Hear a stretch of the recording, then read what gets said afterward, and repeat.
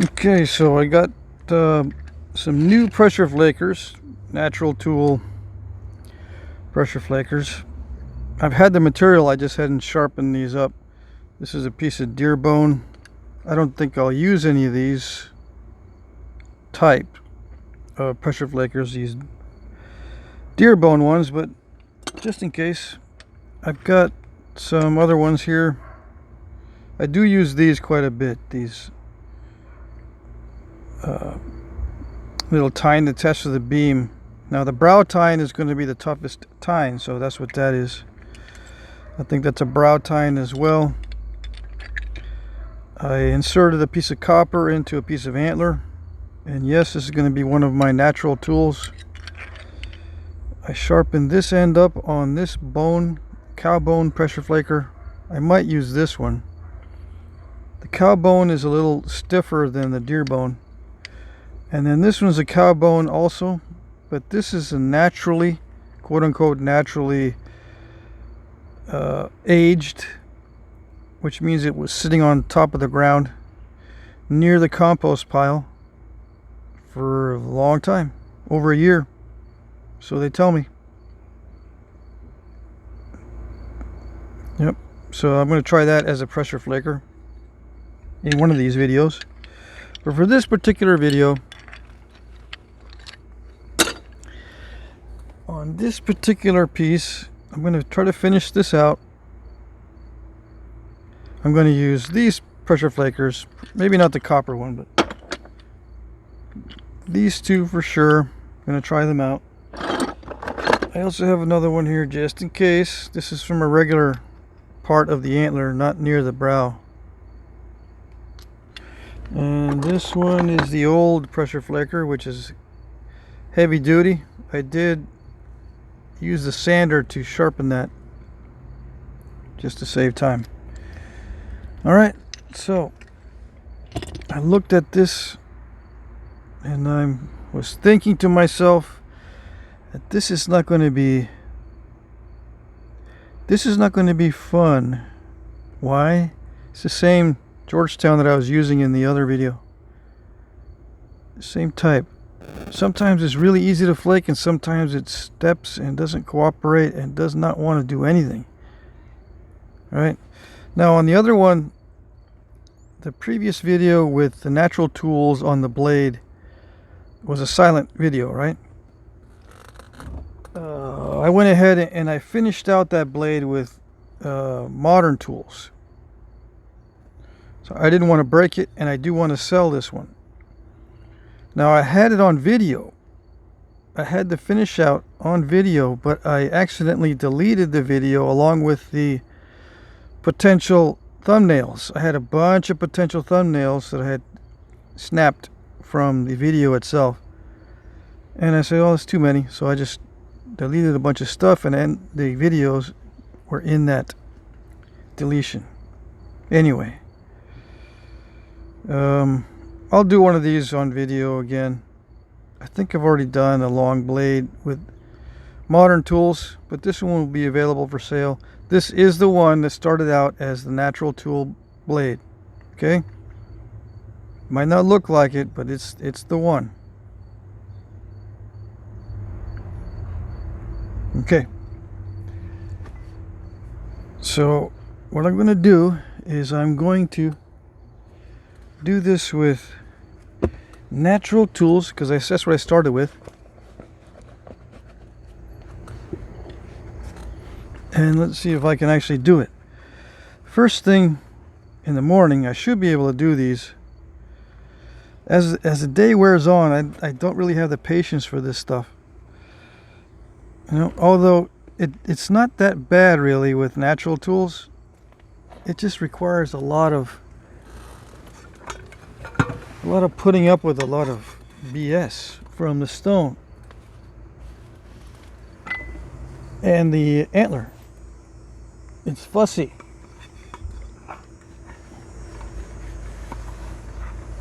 Let's see. I'm going to set up a lamp here because for some reason,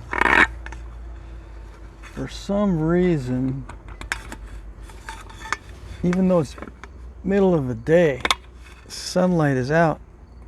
Oh, that's not going to work either because it's not plugged in.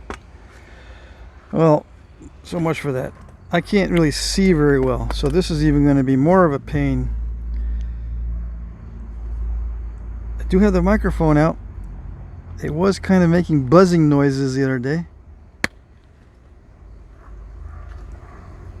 And I think any movement on the cord makes a little buzzing noise. Fun stuff. But I do like the overall sound quality. Now see, already I'm not able to generate enough power to blast these flakes off. Let's see.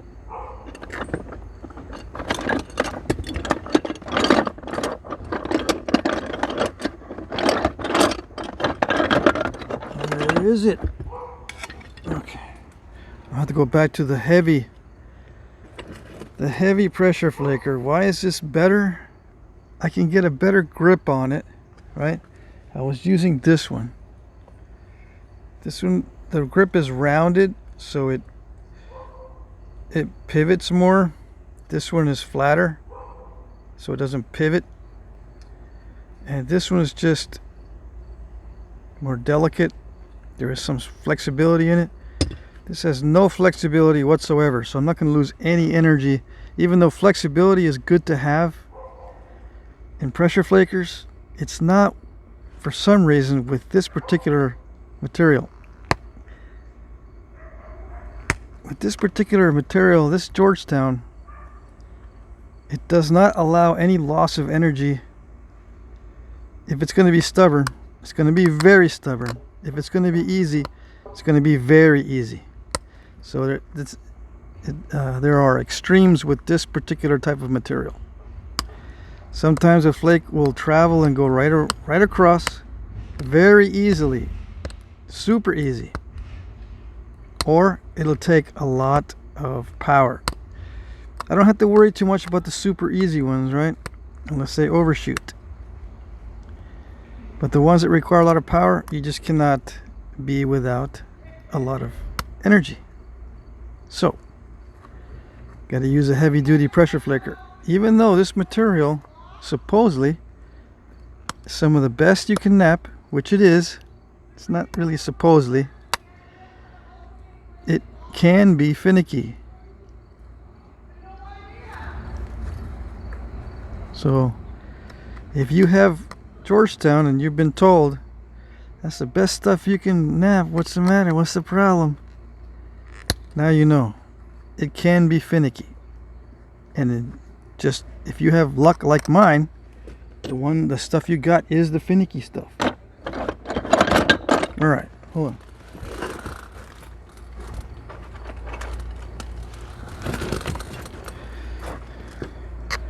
Yeah, grinding, abrading is going to have to be done because this is just a version of beveling. So this is a form of beveling, but you're beveling on all four sides. You know, there's two sides here, flip it over, two sides there. You're beveling on all four sides, so every time you do a beveling pass, it has to be abraded.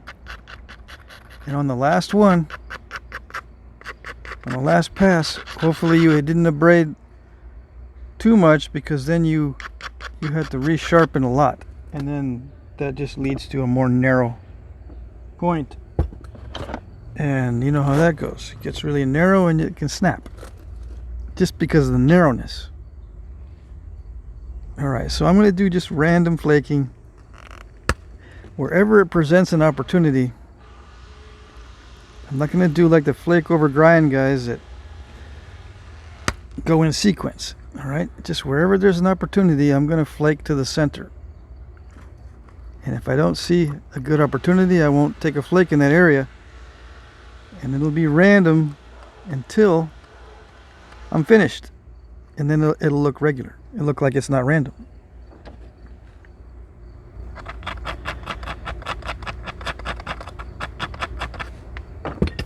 Okay. I started flaking before I even finished the pressure. Yeah, I'm using a lot of pressure. Leg assist and everything.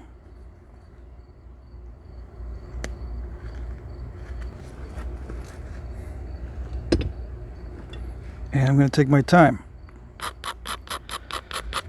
And I was thinking of maybe doing some real fine flaking on this. But I tried the small flaker already that you can do fine flaking with. And it was step fracturing. I cannot have the step fracturing.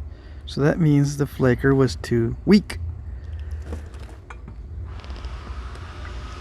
It means that I could not generate enough energy with that flaker.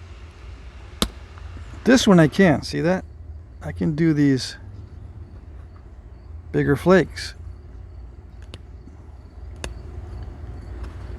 And go to the center without step fracturing. Okay? This same technique is used for Eden points, Cody complex points, that sort of thing, but with a lot more force. Now Edens aren't that much wider than this, so it's not that much more force. Did I say a lot more force? It's not that much more force, but there is a lot of force involved. So that's why the Eden points are relatively thick, so they don't break.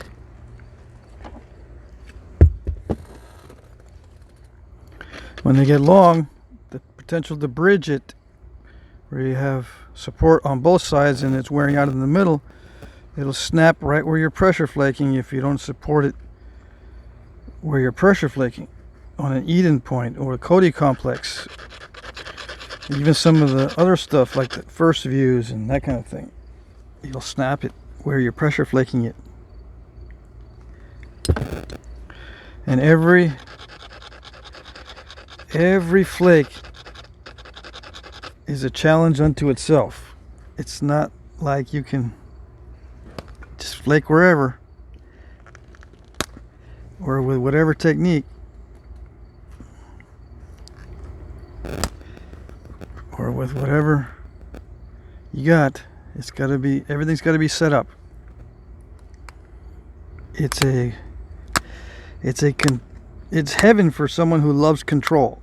If you love controlling everything, this is going to be heaven for you.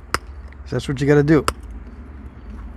Everything has to be controlled. And yes, that's where they get the idea for the control overshots and blah blah blah. But you're trying to control the situation so you don't make mistakes. Yeah, you're gonna get mistakes, but the ones you do get, you're trying to avoid. You're trying to avoid mistakes, so you never call that mistake a controlled mistake.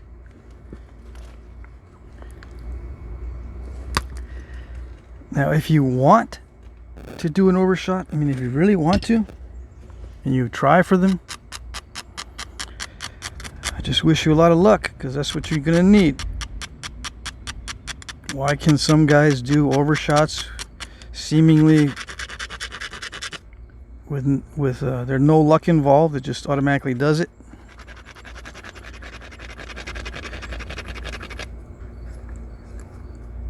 Well, I can automatically do a step fracture. Oh yeah, I can just automatically put it in.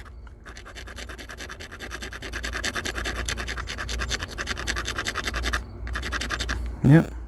I can take a bite out of the edge too, automatically. I can make mistakes on cue. I can break the tip off on purpose. Oh yeah.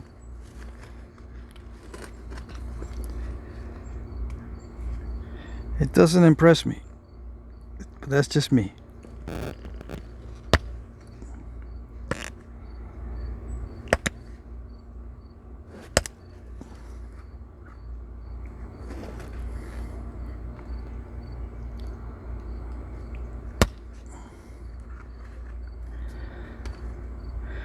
Okay, is it doing it? Are we getting there? I think we're getting there. Slowly but surely.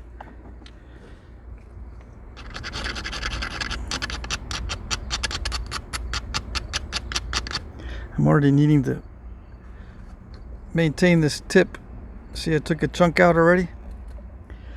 So on one of my pads I have sandpaper on the bottom. But yeah, I took a chunk out already, so I'm gonna have to do a repair soon, or sit here and grind it.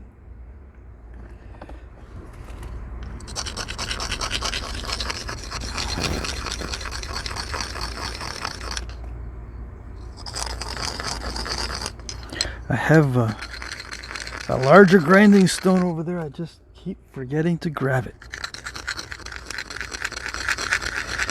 Just like I keep forgetting to weigh these things before I start, so that I can figure out what my yield is. I think the yield on natural tools is a lot less than with metal tools, but I would like to know the ratio. Why? Because I'm just that kind of personality. I want to know some numbers,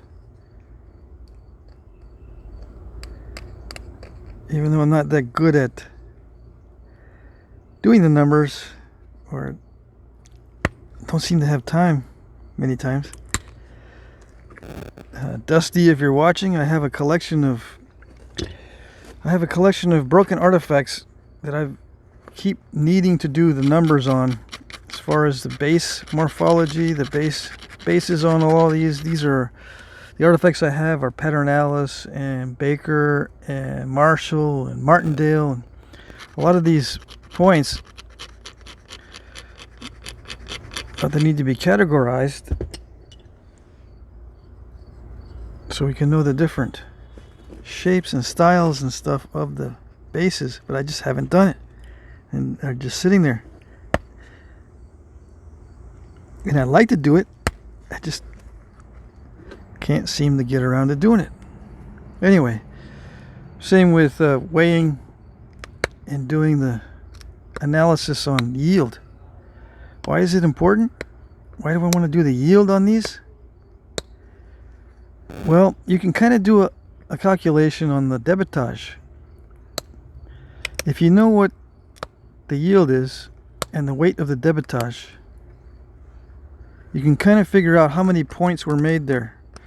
I mean, you don't know when they were made, you just know that there probably were such and such numbers of points made there, if you know the ratio of waste to finished product. Because on some sites there are literally thousands of pounds of debitage.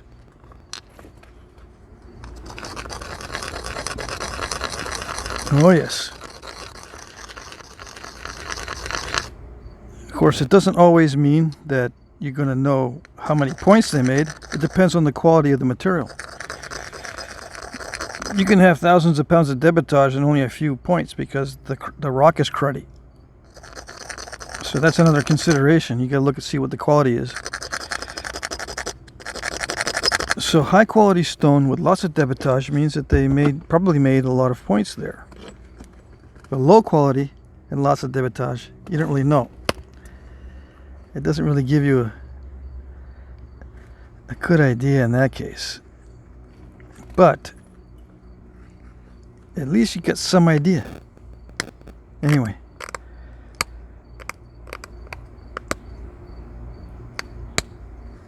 If the study is good, it'll give you the amount of debitage. In the description of the study, it'll say how much debitage they picked up. They'll give you the sizes depending on the strainer. They'll strain for particles larger than 1/8 of an inch or larger than 1/4 inch. The larger the size that they record, the worse the accuracy is, because you're missing a lot of debitage. If you throw away everything less than 1/4 inch across, you're throwing away probably 20% at least of the debitage. But, you know, there might also be a formula for that. You strain one area down to, you know, very small, and you assume the whole site is going to have that proportion, so You don't strain the whole sight. You just strain a little bit of the sight all the way down to maybe a 32nd of an inch. And you figure out a ratio and you use a formula for the rest of it. So you figure out what's the percentage of the stuff that's below a 1/4 inch long for that one area, and then you assume that all the other areas are going to be the same. Of course, it's not that accurate, but at least it's something. Some studies don't even do that.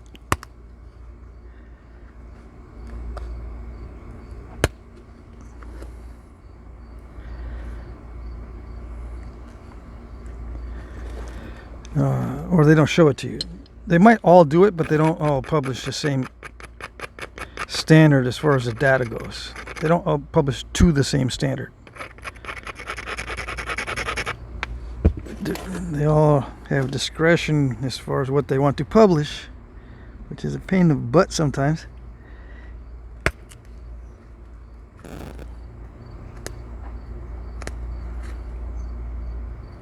Because you're reading through the study and you're thinking, this is not going to waste my time to read this study, and then you find out it did waste my time. They didn't use the same standard. Anyway,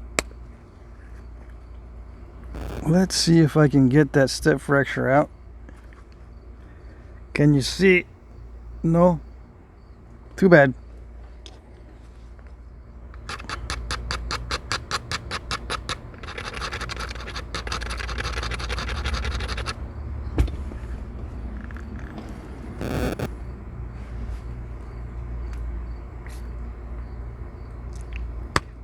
Dang it, another step fracture. Alright, I didn't grind it enough. And I thought I ground it a lot and I was going to have trouble. But no, it's super sensitive. Super sensitive. It just flaked. Didn't even wait. Didn't even wait. There we go. Yeah, I had to use a lot of force and then I ended up going too far. Yep, so now it's all just damage control.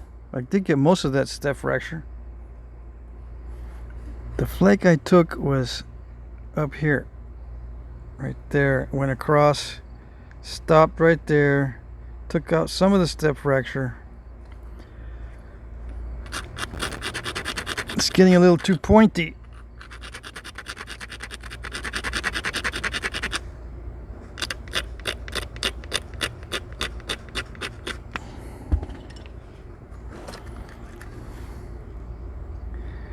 Why do I say too pointy? Isn't it supposed to be really pointy? No, not supposed to be.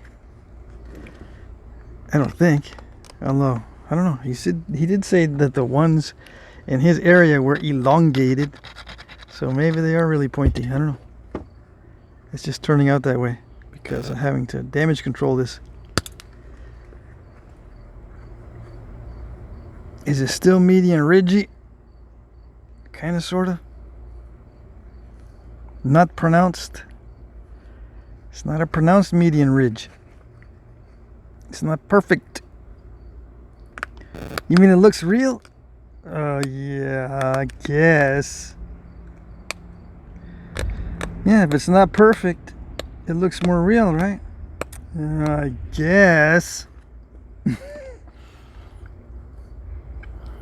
Yeah, it's hard for some people to wrap their heads around that.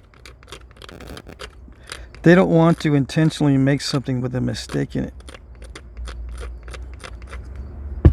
Or intentionally end up with mistakes. They think mistakes are not permissible. Not acceptable, not permissible, not anythingable. Mistakes are not allowed. That's what they think.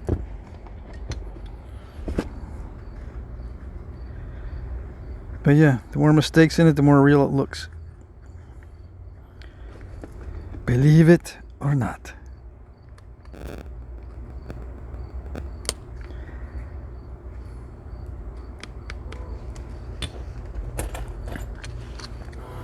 But I'll show you how to avoid mistakes and do damage control, right? Because there are some out there that have really, really nice contours with hardly any mistakes at all, and obvious attempts for damage control. Oops, I went all the way across. Not supposed to. Flaking too easy. After all that fuss about not flaking very easily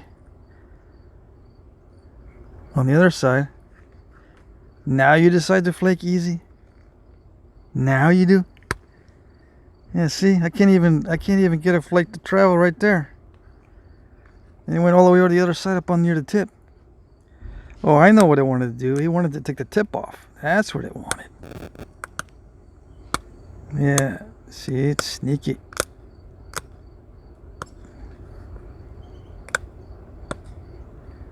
Oh, yes.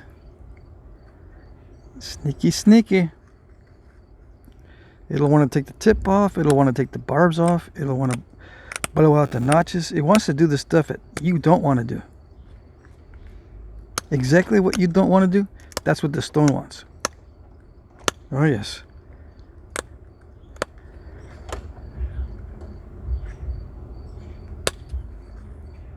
Why?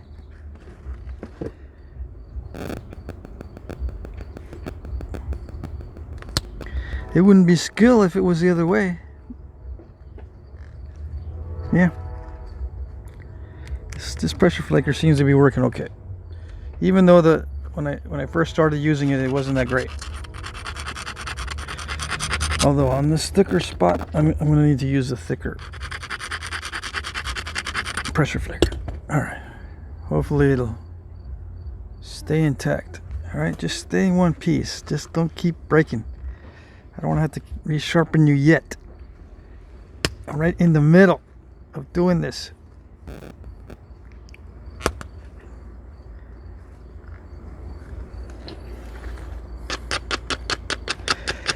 I'm gonna mess up my groove if I have to resharpen it right now. Oh, I can tell it's breaking. With every flake removal, I can tell it's removing some antler.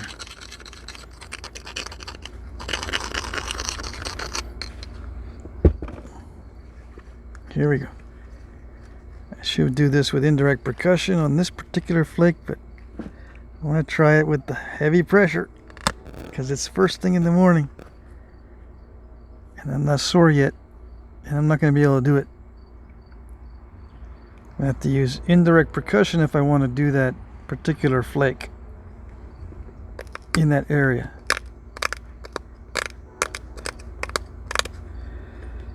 And just my luck, the indirect percussion flaker broke last night, although I do have another one. Broke last night or the night before.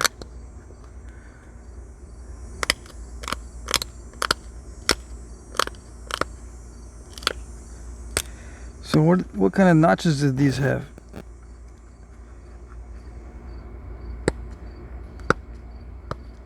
Any notches? I forgot to ask. What kind of notches this particular point has that I'm trying to install the median ridge on.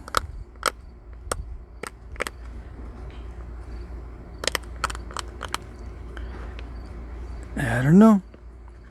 I'm going to hit from the base. You know what that means when I start hitting the base? The tip might fly right off.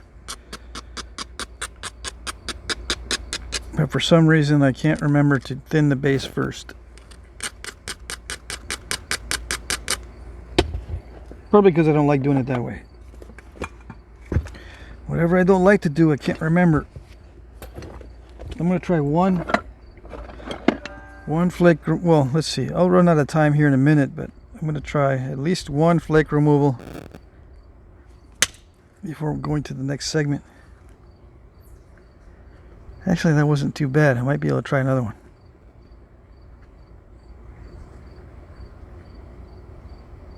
I just hit. I don't like hitting right on the base. Take a chance. It's dicey.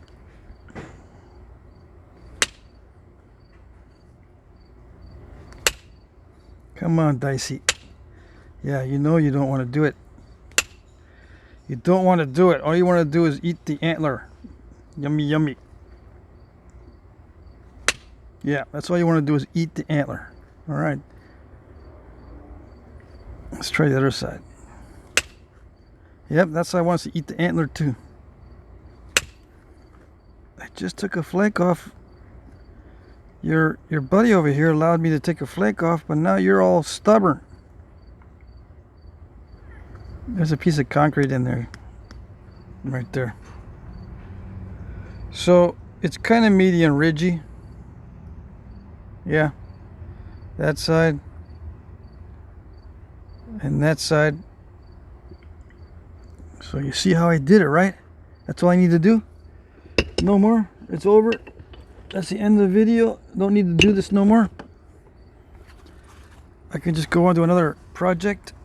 Or do you want to see me put notches in now too? I wonder. I do need to straighten this out. Hold on. Let me straighten this. Oops. This is going to be dicey. I can tell already. Oh, let's see. Why? Because it's smooth. I can feel the antler just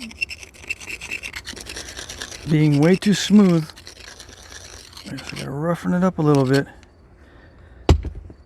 so I can just delicately take off a flake from one side of the tip. Yeah, it's gotta have some friction on it.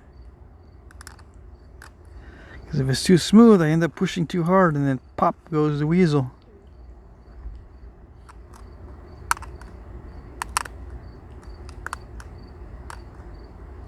See, it's got to have a little bit of friction. A little bit of friction.